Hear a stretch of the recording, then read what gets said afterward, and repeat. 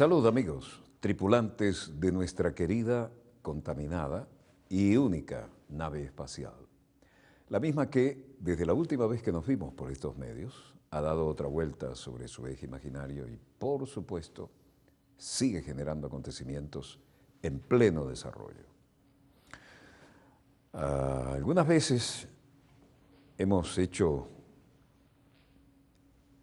un resumen microscópico, por decirlo de alguna manera, de las clases que a mucho honor y ad honorem venimos compartiendo desde hace más de 40 años con los diferentes componentes de las Fuerzas Armadas, que me han honrado con el título de profesor y también con el de doctor de la Universidad Nacional Experimental de las Fuerzas Armadas.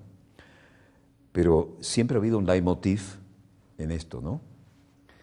Y cuando lo decíamos hace más de 30 años, nos miraban como si fuéramos un brujo tratando de hacer un arte de magia, ¿no? Recuerden que el mundo se va a integrar, abrumadoramente se va a integrar desde el punto de vista de la comunicación, y va a haber dos teatros de operaciones. Ya no es el teatro de operaciones que estudiamos en el mapa horizontal, en el tablero, con punteros como este, ya les expliqué por qué. De hecho, esto tiene una poderosísima punta de imán, de manera que uno coloca sobre el tablero militar, con ese imán, las piezas metálicas, de base metálica, con las que se cambian los elementos en posición en el teatro de operaciones. Ahora, cuando empecé a decir hace más de 30 años, ¿no? Casi 40 se podría decir, vendrán dos teatros de operaciones. El teatro real, el de los tiros, la sangre, las explosiones, y el paralelo o alternativo en los medios de comunicación, en un mundo que va a estar interconectado vía satélite. Cuando yo decía eso, todavía Internet era un secreto militar, esa que tenemos todos en casa. Y entonces hay que ganarlo en los dos frentes, no solo en el teatro de operaciones, sea crisis militar, política, la que sea, sino que también en forma paralela en los medios de comunicación, porque las guerras de las próximas generaciones tendrán como enorme componente también nuestras neuronas. Es decir, hay dos teatros de operaciones, el real, sea crisis militar, política, diplomática, económica, todo supone estrategia y todo supone algo de Sun Tzu, por decir algo, pero al mismo tiempo esto se refleja en los medios y hay que ganarla en el teatro y en los medios, porque si usted la está perdiendo en los medios, pero la está ganando en el teatro de operaciones y la gente no se entera, es lo mismo que está perdiendo para la percepción del público. Ahora, si usted está ganando en el teatro de operaciones, entiéndase guerra, crisis económica, crisis política, pero lo está perdiendo en la manera de comunicar, es como si no ocurriera. Porque el margen de maniobra que hay con las comunicaciones actuales es muy pequeño. Dicho esto, y sin más preámbulos, hubo que salir a defender las posiciones de la República Bolivariana de Venezuela y como le corresponde al presidente constitucional y comandante en jefe, tuvo que hacerlo en Ginebra ante organismos fundamentales de las Naciones Unidas. Pero además eso tiene varias lecturas. Coincidentemente aparecen noticias muy ampliadas, como cada vez que son negativas para Venezuela, en lugares como La Gusanera, todos sabemos a qué me refiero, y estamos en este momento en una verdadera batalla campal de informaciones. El comandante en jefe, presidente constitucional, salió hoy a defender una tesis en Ginebra ante todos los organismos internacionales representados allí, y los acontecimientos en pleno desarrollo no nos dejan mucho margen. Es compartir para que analicemos y veamos cómo se actuó ante los organismos internacionales en representación de la República Bolivariana de Venezuela. Y esto, por supuesto, no tiene dobles lecturas ni segundas interpretaciones. Allí estaba el presidente constitucional haciendo uso de la palabra.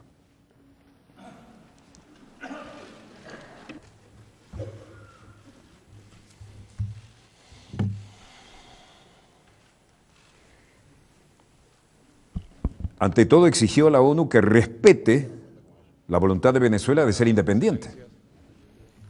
Señor Joachim Recker, presidente del Consejo de Derechos Humanos, altas autoridades del Consejo de Derechos Humanos, representantes honorables de los países representados en este Consejo de Derechos Humanos del Sistema de Naciones Unidas. Me alegra profundamente estar aquí nuevamente.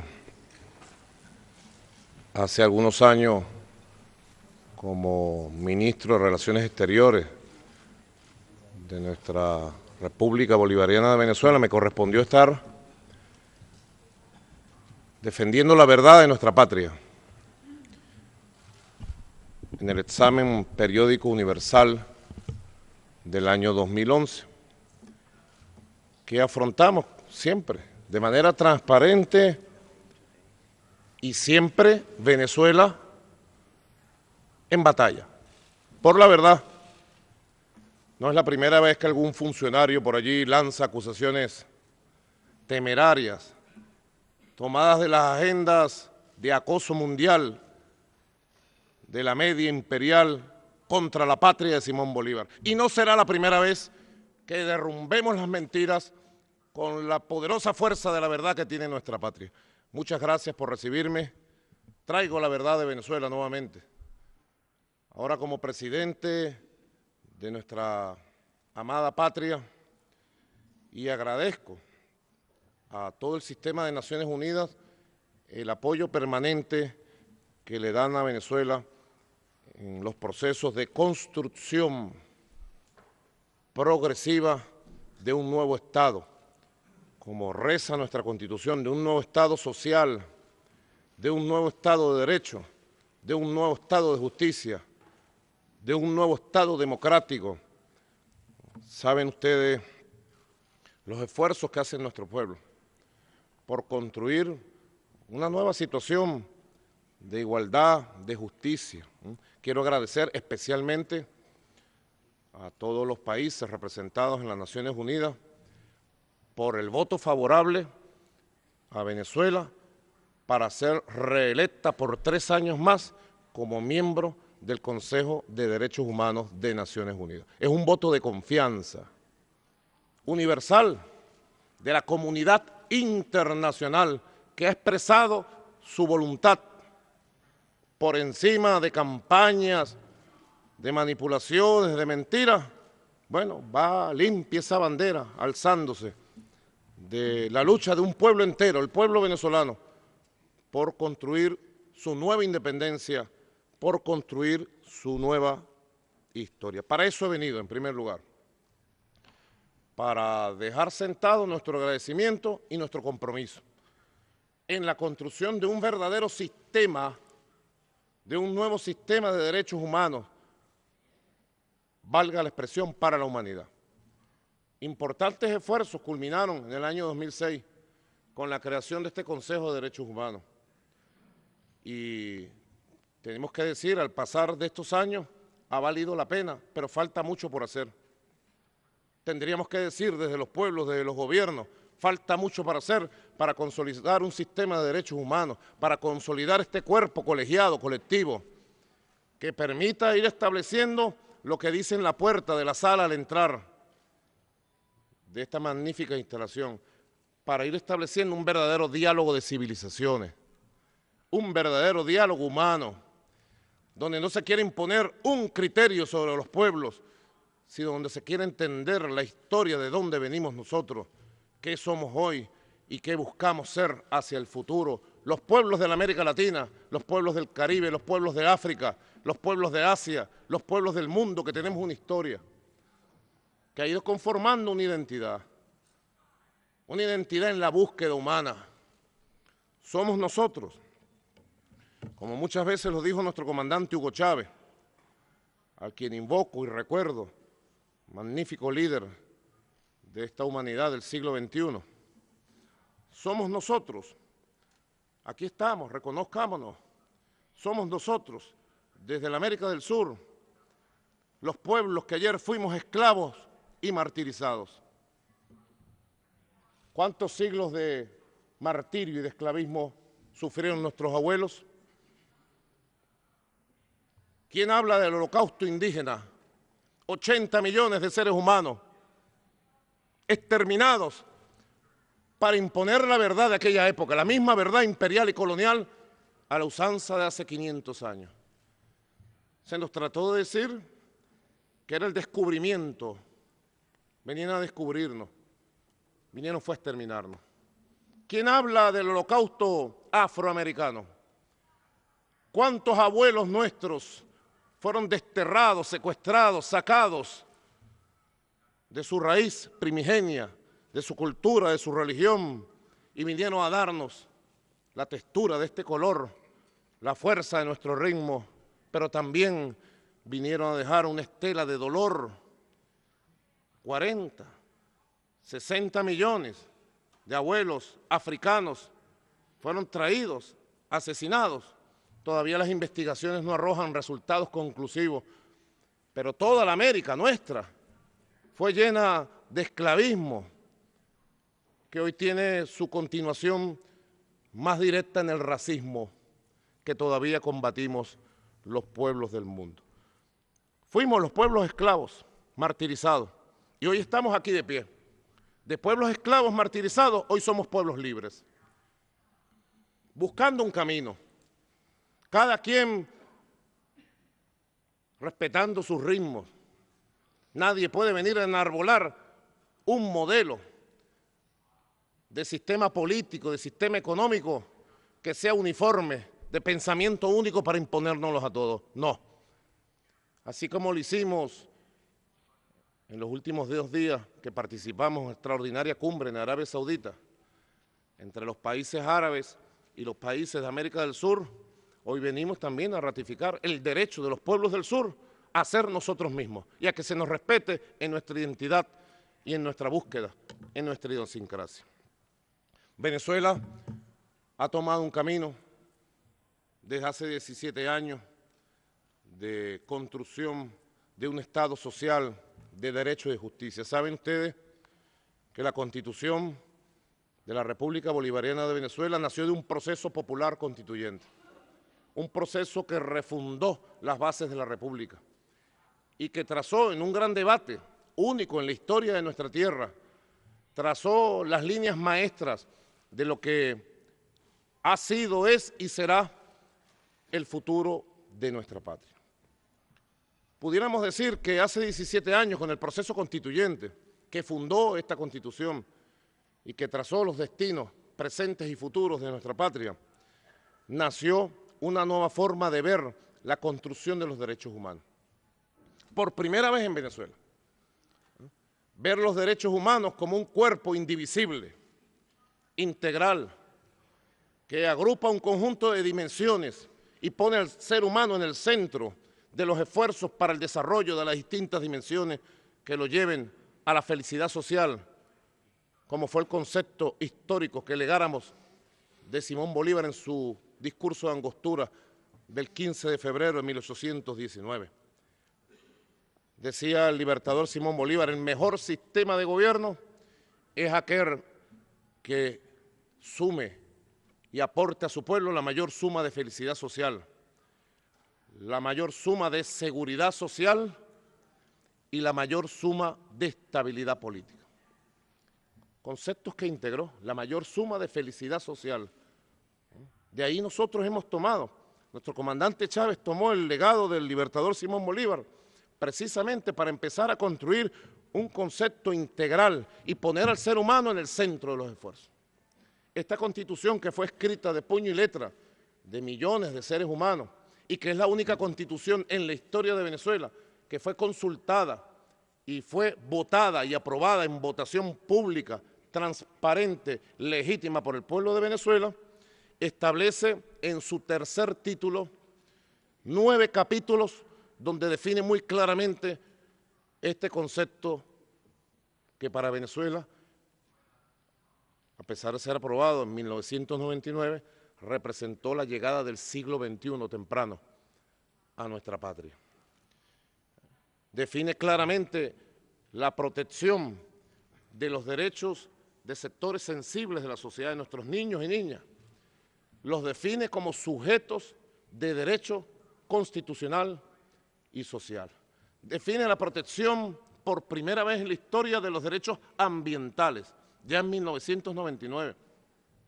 Define la protección especial de los sistemas de salud, educación pública, gratuita, de calidad, universal.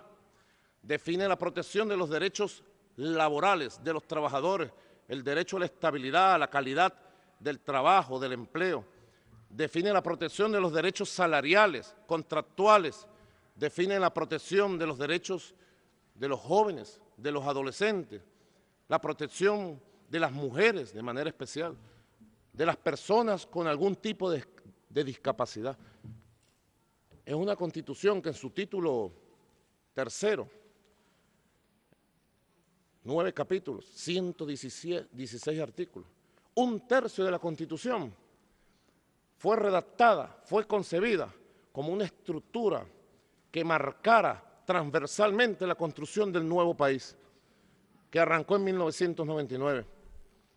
Y puedo decir hoy, podemos decir desde Venezuela, valió la pena concebir desde el propio proceso popular constituyente que refundó nuestro país, valió la pena concebir una constitución que identificara a todos los sectores sociales y que pusiera al ser humano en el centro. Al ser humano venezolano, en el esfuerzo supremo de construcción de una nueva sociedad que no ha estado exenta de procesos complejos de nuestra América Latina. Venezuela ha sufrido durante casi 2 décadas un acoso permanente de los poderes imperiales de los Estados Unidos. ¿Saben ustedes que Venezuela fue víctima de un golpe de Estado preparado y facturado antes de los acontecimientos del conflicto bélico de Irak en el año 2002, 11, 12, 13 y 14 de abril? Todos los documentos desclasificados hoy demuestran la manera como se preparó, la manera como se insufló el odio en sectores de la población, la manera como se buscó aislar internacionalmente a Venezuela para justificar el zarpazo a la usanza de lo que conocieron nuestros pueblos, nuestros países, en ese largo, oscuro, difícil, tortuoso siglo XX latinoamericano y caribeño, lleno de golpes de Estado, de dictaduras militares, de violaciones atroces de derechos humanos. Venezuela ha enfrentado, no solamente en la primera década de este siglo XXI, hoy Venezuela enfrenta un acoso permanente y se utiliza, como lo ha denunciado nuestro embajador Jorge Valero, nuestra canciller Delcy Rodríguez, y como lo han denunciado ante el sistema de Naciones Unidas permanentemente, Venezuela enfrenta un acoso permanente y la mal utilización, la manipulación del tema de los derechos humanos mediáticamente concebidos, occidentalmente concebidos, para intentar marcar a nuestro país, para intentar aislar a nuestro país. Y digo más, para intentar proteger a los que conspiran por destruir el sistema de derechos humanos y la democracia que ha construido nuestra patria en los últimos 17 años. No son otros, diría alguien en una calle de Caracas o de Maracaibo o de Valencia, por allá, en nuestra tierra amada. No son otros, son los mismos que en el 2002 dieron los golpes de Estado. Son los mismos que buscan una especie de impunidad internacional para poder conspirar, violentar sociedades enteras, intentar derrocar gobiernos legítimos como el que yo presido en nuestro país. Son los mismos que cuentan con todo el apoyo financiero, mediático, y que cuentan con algunas estructuras del sistema internacional de Naciones Unidas para avalar la violencia descarada, monstruosa. El año pasado apenas, saben ustedes, 2014, en esta sala han estado las madres, las viudas, las hijas, los hijos de las víctimas asesinadas en el año 2014, en el primer semestre del año 2014. Saben ustedes que se desplegó una operación violenta que se incendió medio país, 43 víctimas mortales, una por uno. Los casos han sido investigados y juzgados en el Poder Judicial venezolano, al cual exijo respeto de quienes lo atacan de manera ruin y cobarde. Poder Judicial venezolano que se ha levantado de las cenizas de la más horripilante corrupción y parcialización clasista. Ahí están los procesos de investigación. 43 víctimas mortales y más de 900 víctimas que muchos de ellos, pido perdón por la expresión que voy a usar, muchos de ellos han quedado casi muertos en vida. Más de 900 víctimas, jóvenes, que han quedado sin el derecho a su desarrollo humano normal. El objetivo de todo aquel intento llamado guarimba insurreccional contra el Estado, contra la democracia, contra la paz ciudadana, ustedes saben, era el mismo objetivo del 11, 12, 13 y 14 de abril. Acabar con este esfuerzo de independencia nacional, acabar con este esfuerzo de dignidad, de rebeldía frente a los modelos imperiales, acabar con este hermoso esfuerzo de construcción de nuestro propio modelo político, económico y social. Como en el 2002, pero de manera distinta, esos intentos de destruir nuestra vida republicana, de imponer oligarquías, grupos financiados desde factores del poder internacional, fracasó.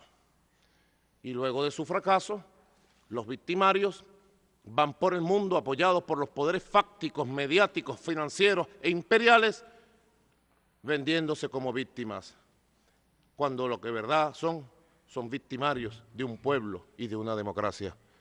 Venezuela viene a decir su verdad. Nuestro pueblo tiene su verdad en su corazón, porque es un pueblo de valores, es un pueblo que ama la libertad.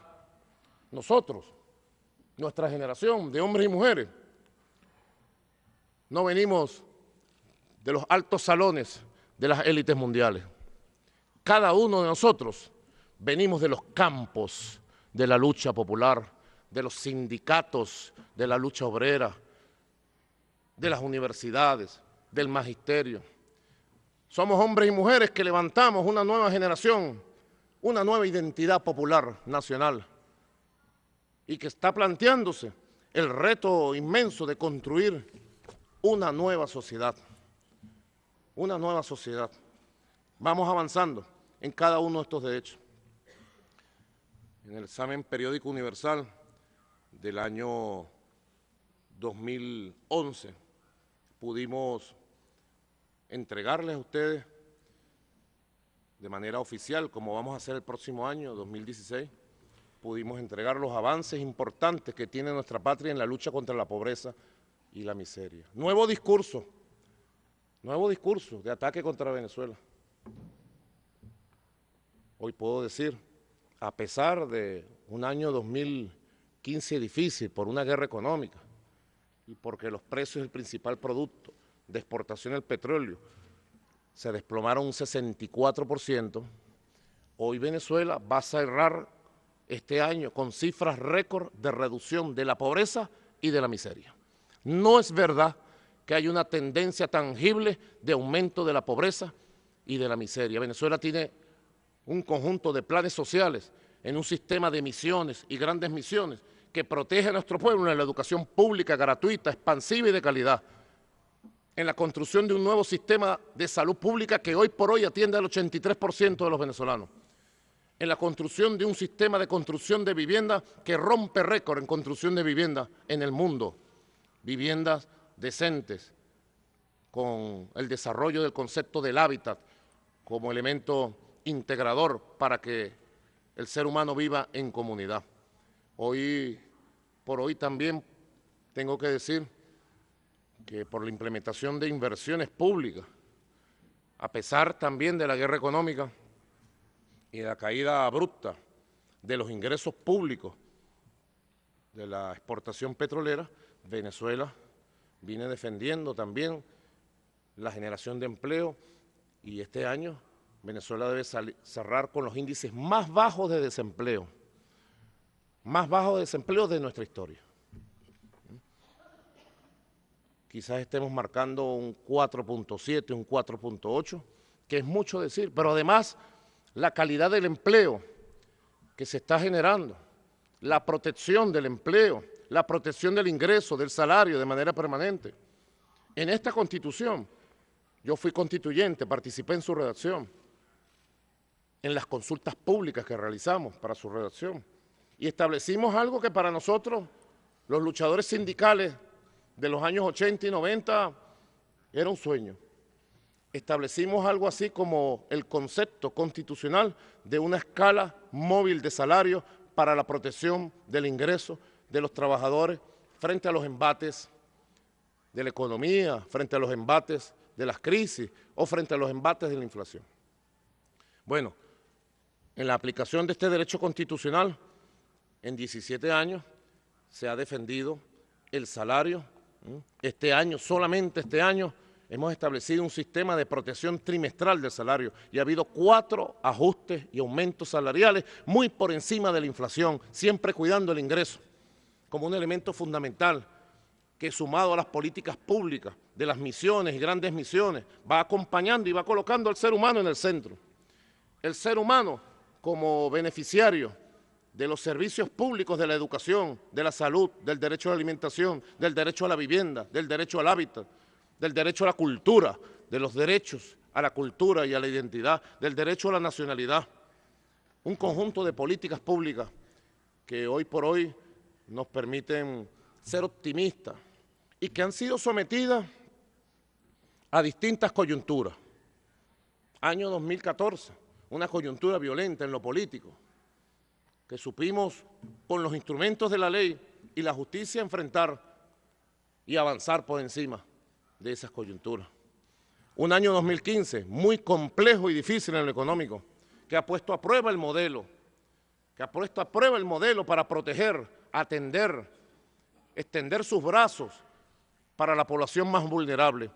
Y podemos decir que en medio de dificultades, Venezuela va saliendo victoriosa en un año 2015 complejo, donde se demuestra que el Estado social de bienestar que estamos construyendo a través de las misiones y grandes misiones es un Estado viable, útil y exitoso, desde el punto de vista de los derechos humanos y de las garantías.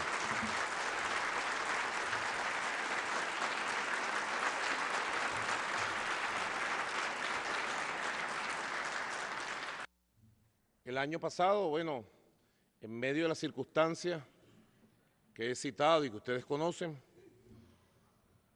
invitamos a una comisión especial de la Unión de Naciones Suramericanas a acompañarnos en los procesos de diálogo para tratar de canalizar política y pacíficamente esta situación de insurgencia de grupos extremistas contra la democracia venezolana. No son cualquier grupo extremista, queridos hermanos, queridas hermanas del mundo. No son cualquier grupo, son grupos muy poderosos en lo económico, en lo mediático, con apoyo muy poderoso del mundo, de los lobbies del mundo, que tocan puertas, que abren puertas, que ponen funcionarios, que reciben llamadas para hacer declaraciones. El sistema de Naciones Unidas, el Consejo de Derechos Humanos, sobre todo, esta bonita experiencia que estamos construyendo entre todos, debe poner su vista en perfeccionar que estos organismos no sean mal utilizados o pervertidos como arma política contra gobiernos y procesos independentistas, como arma política para procesos no solo independentistas, sino disidentes, rebeldes, como es el proceso revolucionario de Venezuela. Así lo declaro, nosotros somos un proceso disidente de la media que nos quiere imponer una sola visión del mundo. Somos un proceso independiente y decimos, tenemos derecho a existir, existimos y tenemos derecho a la vida. Como proceso independiente, disidente, rebelde, revolucionario, Venezuela exige de pie ante este Consejo de Derechos Humanos el máximo respeto de todos los órganos que deben depender del órgano colegiado de este Consejo. que solo obedece a una voz, Naciones Unidas. ¿Y quién es Naciones Unidas? ¿Los pueblos o los burócratas y funcionarios? ¿Quién eligió a Venezuela para ser miembro del Consejo de Derechos Humanos? ¿Quién la reeligió apenas hace 4 semanas? ¿Los gobiernos legítimos que representan a Naciones Unidas o quién? He venido a agradecerle a los gobiernos porque yo estoy claro quién tiene y quién debe tener el poder definitivo en estos órganos colegiados y en este sistema que estamos ensayando de construcción de valores comunes, de mecanismos comunes para protegernos y autoprotegernos, para ayudarnos y para entreayudarnos a la construcción de una humanidad que verdaderamente se pueda llamar como tal. Por eso venimos a hacer el alerta 1, 2, 3 veces, hermanos del África, del Asia, de la América Latina, caribeño, hermanos de Europa, hermanos del mundo. Venezuela viene a hacer el alerta, a ratificar el alerta frente a la mala utilización de funcionarios que se creen con más poder que las propias Naciones Unidas y que la soberanía que reside en manos de los gobiernos legítimos. Venezuela, en este esfuerzo, yo decidí crear, por una ley orgánica, un Consejo Nacional de Derechos Humanos. Ese Consejo de Derechos Humanos de carácter nacional se ha establecido y está haciendo consultas públicas para un Plan Nacional de Derechos Humanos. Así que me satisface, señor presidente, Joaquín Ricker, presidente del Consejo de Derechos Humanos, vicepresidentes, vicepresidenta, me complace anunciarle que este Plan Nacional de Derechos Humanos, producto de una amplia consulta con todos los sectores de la sociedad, va a coincidir armónicamente con la presentación del examen periódico universal de nuestra República Bolivariana de Venezuela ante este organismo en el año 2016. Aquí está el presidente de ese Consejo Nacional de Derechos Humanos. Apenas desde su instalación este año ya ha logrado consultar a todos los sectores de la llamada sociedad civil, a todos los sectores políticos, sociales, movimientos sociales, académicos, ¿no? Más de 200.000 propuestas han llegado y estoy seguro que ese Plan Nacional de Derechos Humanos va a lograr algo que para nosotros es muy importante, que es la armonización del concepto constitucional de derechos humanos con la experiencia adquirida del sistema universal, del sistema internacional que está aquí representado el Consejo de Derechos Humanos. Fue la respuesta, pudiéramos decir estructural, que dimos a la insurrección 2014. Crear un Consejo Nacional de Derechos Humanos que fuera la búsqueda de la verdad de un país que quiere paz. Venezuela es un país que está dispuesta a hacer todos los sacrificios, está dispuesta a enfrentar todas las luchas. Y lo digo desde el corazón del alma de un pueblo noble, que es el venezolano, para defender su derecho a la paz, a la estabilidad política. El próximo 6 de diciembre, ¿saben ustedes? Venezuela tiene elecciones nuevamente, basado en el sistema garantista de derechos civiles y políticos de la Constitución bolivariana. Venezuela en 17 años ha hecho 19 elecciones. Hemos hecho 5 referendos consultivos, incluyendo el primer referéndum consultivo revocatorio para un presidente en la historia de la humanidad. El 15 de agosto del 2004, por solicitud de firmas populares, se hizo el primer referéndum consultivo para preguntarle al pueblo si querían que el comandante Chávez continuara como presidente, sí o no. Y el pueblo de manera soberana, un 60% le dijo, comandante Chávez continúa como presidente. 5 referéndums hemos hecho. El ciclo de elecciones, de renovación y consolidación de los poderes nacionales, Presidencia de la República, de los poderes regionales, gobernadores, se eligen todos los gobernadores y todas las autoridades de todas las entidades federales del país, de los poderes municipales y de la Asamblea Nacional. Se va a elegir en esta oportunidad la 4ª legislatura de acuerdo a la nueva Constitución, la Asamblea Nacional el 6 de diciembre. Están cordialmente invitados todos los representantes de gobiernos, organismos que quieran participar en esta fiesta de la paz, de la democracia del 6 de diciembre en Venezuela. Venezuela ha constituido un sistema electoral de alto nivel de tecnificación. ¿Saben ustedes que el sistema electoral venezolano pasa por 25 auditorías continuas desde que se declara la convocatoria de una elección? ¿Saben ustedes que el día de las elecciones se hace la auditoría en caliente del 54% de las mesas electorales del país? En caliente, en tiempo real, mientras el pueblo vota, y el 54% de los resultados, cotejando el resultado del sistema electrónico de las máquinas electorales con el resultado físico, constatando los resultados mesa por mesa. Creo que es el único país del mundo que conozcamos, pido disculpas si no es así, que se haga tantos procesos de verificación, de funcionamiento del sistema electoral. El 6 de diciembre vamos a tener una cita en estas tensiones que se crean alrededor de tratar de vulnerar, como dijera el general Kelly, general del Ejército de Estados Unidos. Saben ustedes que hace una semana el general Kelly, jefe del Comando Sur, dijo que Venezuela iba a implosionar políticamente, socialmente, y lanzó un conjunto de pronunciamientos que sin lugar a dudas en boca de un general del Ejército de los Estados Unidos, comandante del Comando Sur, no son simples reflexiones al aire, son mandatos, son certezas, son ataques, son amenazas. Venezuela, bueno, se está defendiendo con la única arma que tenemos, la verdad, con la única arma que tenemos, la conciencia nacional.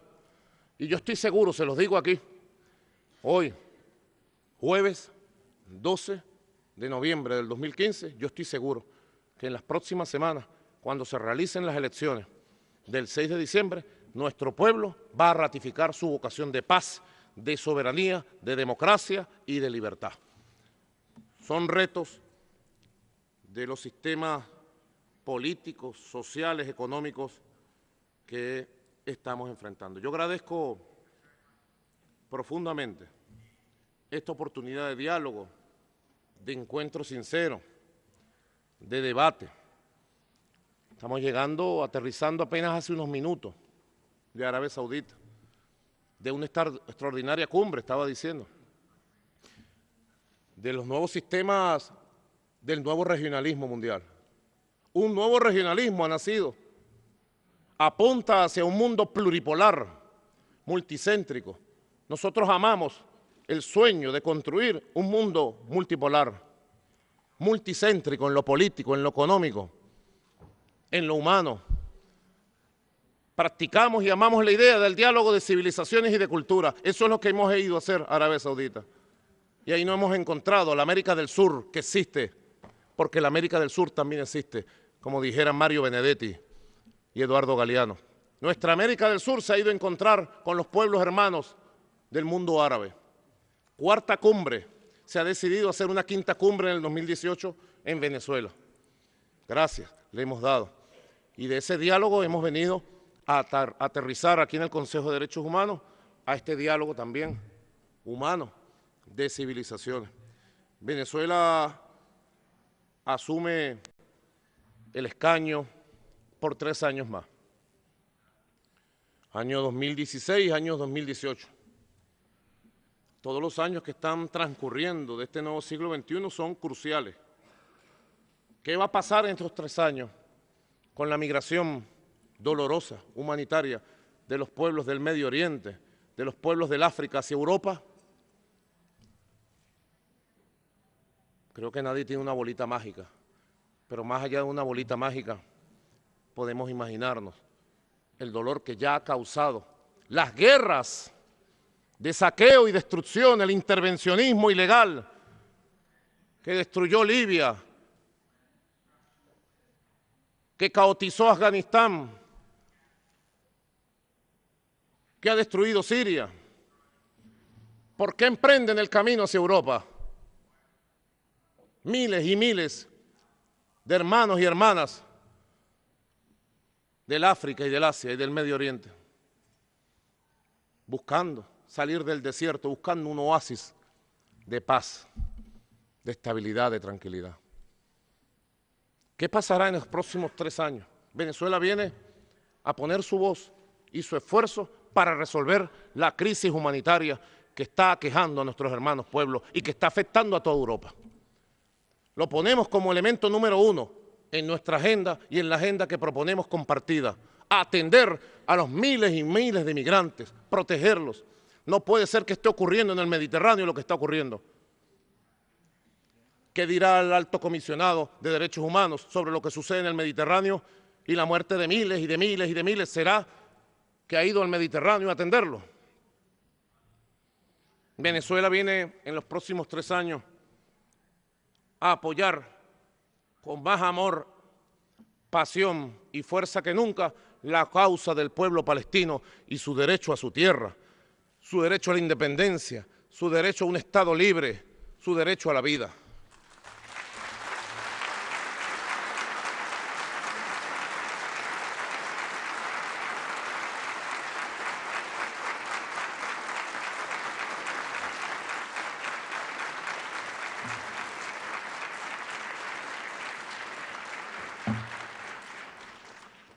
Por eso le damos gracias a la comunidad internacional por habernos dado su voto de confianza en la Asamblea General de Naciones Unidas, porque venimos a defender las causas más justas que están en el centro de la humanidad y que deben unirnos a todos, porque detrás de esos eventos, detrás de estas circunstancias dolorosas de la migración hacia Europa, de la guerra, detrás de la causa palestina, están las mismas razones que la crearon.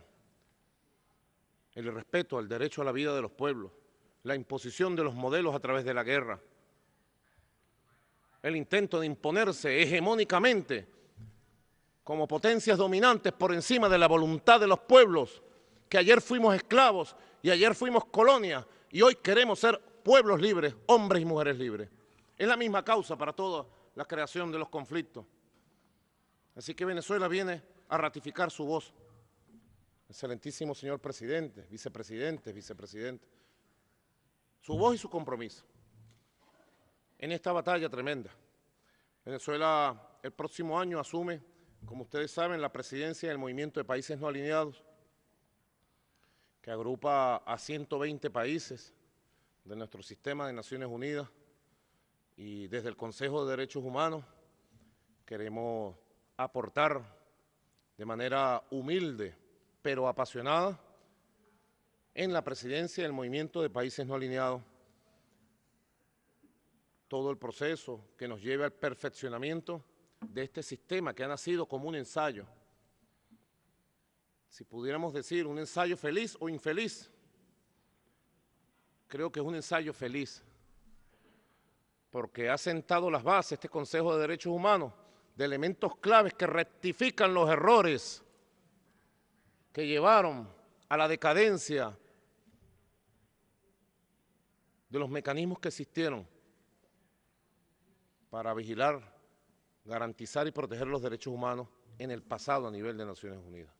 Buen ejemplo, siempre lo colocamos, buen ejemplo de cómo es posible renovar, cómo es posible hacer cambios que se sintonicen con el deseo mayoritario de la humanidad. Sucedió en el 2006 y nosotros aportamos todo nuestro optimismo para que este Consejo de Derechos Humanos como experimento del sistema de Naciones Unidas siga transitando sus caminos para consolidarse, para perfeccionarse, para rectificar errores, para poner estos micrófonos al servicio de quienes tienen que estar, al servicio de la verdad de nuestros pueblos, de la legítima verdad de los pueblos del mundo, que son los que tienen que hablar en este Consejo de Derechos Humanos. Quiero agradecer, señor presidente, esta inmensa oportunidad que hemos tenido para traer la verdad de Venezuela y para seguir contribuyendo en este poderoso diálogo humano, en este diálogo de civilizaciones, para construir un verdadero sistema de derechos humanos que nos apoye, nos ayude y nos proteja a todos. Muchas gracias a todos. Muchas gracias a todos.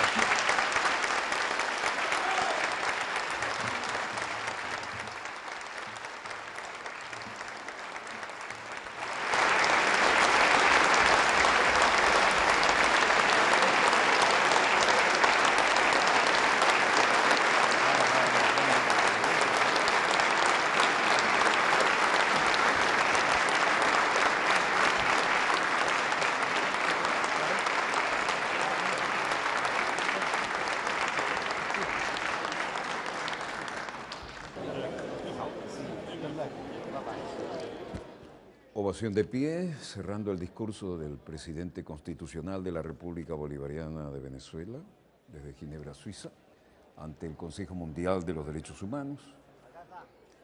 Todos los líderes allí presentes estuvieron con la intención, sobre todo aquellos del tercer mundo y de los países emergentes, con la intención de por lo menos estrecharle la mano y buscar la posibilidad de dialogar, una mínima bilateral, como estamos viendo. Mientras tanto, invitó a todos los organismos internacionales para el 6 de diciembre, agradecido por el voto de confianza de la comunidad internacional por encima de las campañas de difamación y de mentiras contra Venezuela. El presidente Nicolás Maduro realizó su discurso oficial en la sesión especial organizada por el Consejo de Derechos Humanos de las Naciones Unidas, que acaba de finalizar, como estamos viendo, y alertó que su mensaje es a su vez una alerta a las Naciones Unidas. ¿Vamos a estudio, señor director? Gracias. Acabo de recibir esto. Alertó que su mensaje es una alerta a las Naciones Unidas frente a funcionarios que creen ser más poderosos que los poderes legítimos e invitó a todos los organismos e instituciones que quieran participar en el proceso electoral venezolano a las elecciones parlamentarias del próximo 6 de diciembre. El discurso de agradecimiento ante la elección de Venezuela como parte del Consejo de Derechos Humanos de las Naciones Unidas. Hay que tener en cuenta que esto fue con 131 votos a favor. El miércoles 28 de octubre resultó electa Venezuela para formar parte de este Consejo. Hoy, 12 de noviembre, el presidente Nicolás Maduro realizó en Ginebra el discurso oficial y agradeció a los 131 países que votaron por la República Bolivariana de Venezuela para ese alto honor. Comenzó, como les decía al comienzo, y eso es mucho comenzar, ¿no? Es un poco redundante, la guerra mediática. Lo que decíamos desde hace años, que se aplica tanto al teatro de operaciones de un conflicto armado como a la realidad de la guerra mediática, ahora en un mundo interconectado vía satélite. Hay dos realidades, la del teatro de operaciones y la que se proyecta en los medios de comunicación, que es a las neuronas. Ese es el nuevo campo de batalla. Y sobre esta materia ha aparecido, para tratar de empañar la situación, o porque sencillamente apareció, no hacemos juicio de valoración en esto, acusaciones de que presuntos familiares de Maduro estarían involucrados en tráfico de droga. Como en esto actúa la DEA, porque se trata de un área latinoamericana, y la DEA tiene que responder a su cadena de mando, que es la Casa Blanca, hoy la Casa Blanca fue mucho más cauta que la mayoría de los medios. Y la Casa Blanca se rehúsa a confirmar presunto arresto de familiares de Maduro. Dice que hay arresto, pero no, hasta este momento, se rehúsan a confirmar que esa sea esta tremenda noticia que está ahí funcionando en algunos medios y que pretenderían enlodar un poco este brillante momento donde Venezuela aparece con 131 países del mundo diciéndole sí, te queremos aquí, sí, en el Consejo de los Derechos Humanos, sí, es un ejemplo a seguir. Qué casualidad que esto aparezca ahora, ¿no? Pero vayamos directamente a la Casa Blanca. ¿Qué decía hoy el vocero, Joshua, o Josh, como le dicen los amigos, en referencia a esta situación bastante vidriosa, por lo cierto? Veamos los acontecimientos en pleno desarrollo. La sala de prensa repleta, lástima que no está Helen Thomas, y allí la Casa Blanca se rehúsa a confirmar el presunto arresto de familiares de Maduro.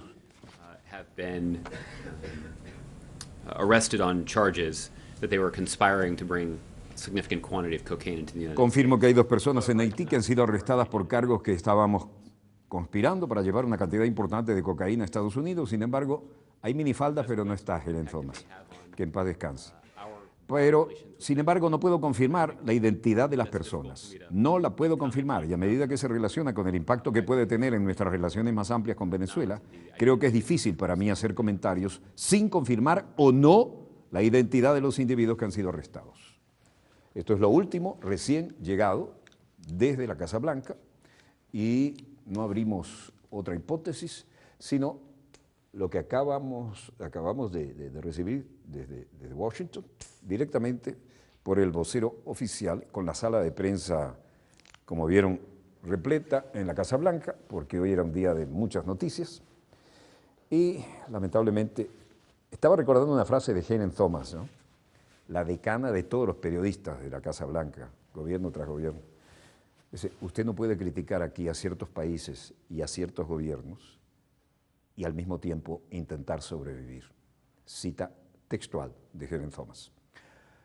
Volveremos mañana, Dios mediante, cuando nuestra querida, contaminada y única nave espacial haya dado otra vuelta sobre su eje imaginario y estemos aquí para contarles la pequeña gran historia de las próximas 24 horas.